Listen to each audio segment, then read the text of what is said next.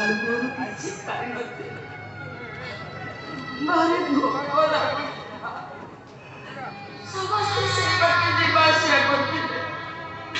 କେହି ମୋତେ ପଚାରୁନଥିଲେ।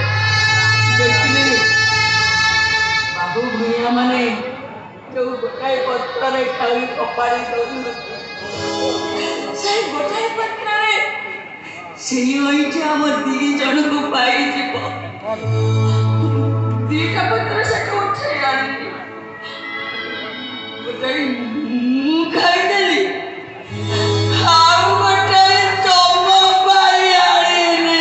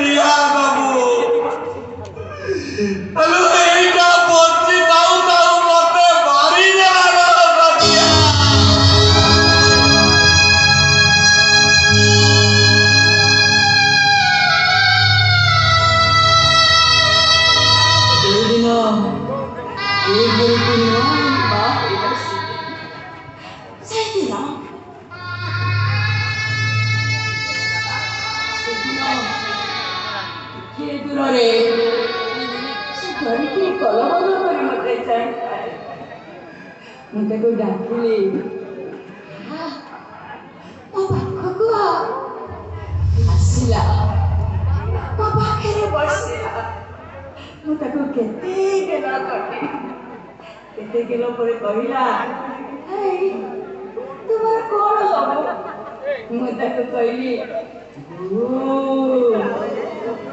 ତୋର ବୋଉ ହେବି। ଖୁସିରେ ମୋ କୋଳକୁ ସେ ଢାଇ ପଡ଼ିଲା।